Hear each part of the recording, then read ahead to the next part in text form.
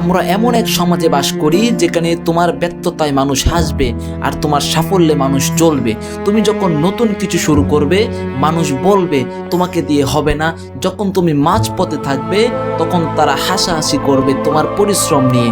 আর যখন তুমি সফল হতে শুরু করবে, সফলতা অর্জন করে ফেলবে, তখন তারা সমালোচনা করবে তোমার পদ্ধতি নিয়ে। আসলে কেউ চায় না তুমি তার চেয়ে ভালো কিছু করো, তার চেয়ে উপরে থাকো, কারণ তোমার উন্নতি তাদের নিজেদের অক্ষমতাকে আঙুল দিয়ে দেখিয়ে দেয়।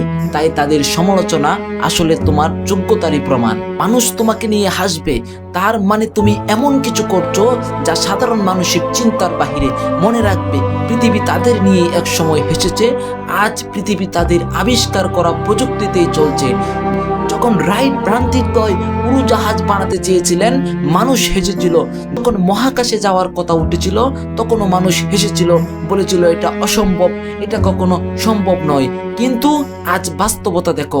তাই মানুষের হাসি শুনে থমকে যেও না, এই হাসিকে জ্বালানি হিসেবে ব্যবহার করো। তোমার গন্তব্য যখন অনেক উঁচুতে, তখন নিচের মানুষের চিৎকার তোমার কানে আসার কথা নয়।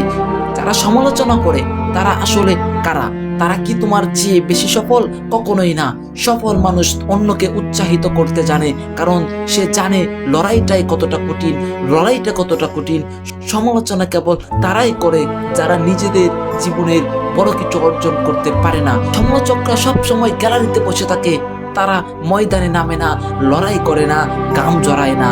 তাই গ্যালারির চিৎকারের ময়দানের খেলোয়াড় যদি খেলা থামিয়ে দেয় তবে জয়টা আর কোনোদিনও আসবে না। মানুষ তোমার ভালো চাইবে না, এটা তাদের সমস্যা, তোমার নয়। তোমার কাজ হলো নিজের সেরা সংরক্ষণ তৈরি করা।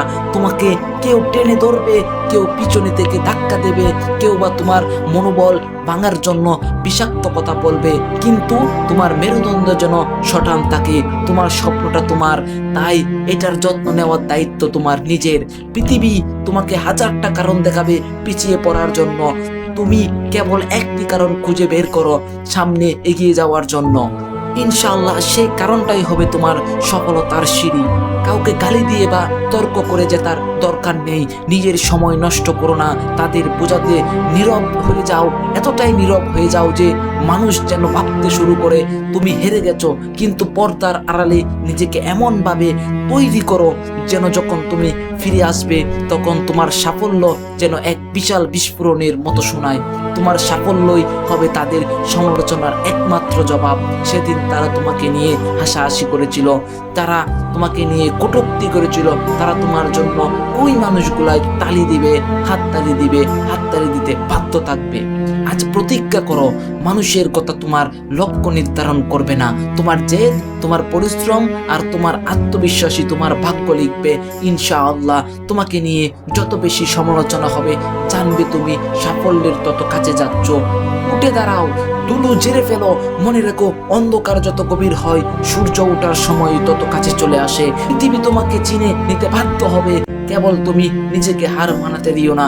ইনশাআল্লাহ শেষ হাসিটা, বিজয়ের হাসিটা তুমি হাসবে। লেগে থাকো, হাল ছেড়ো না, never give up. Thanks for watching TH motivation.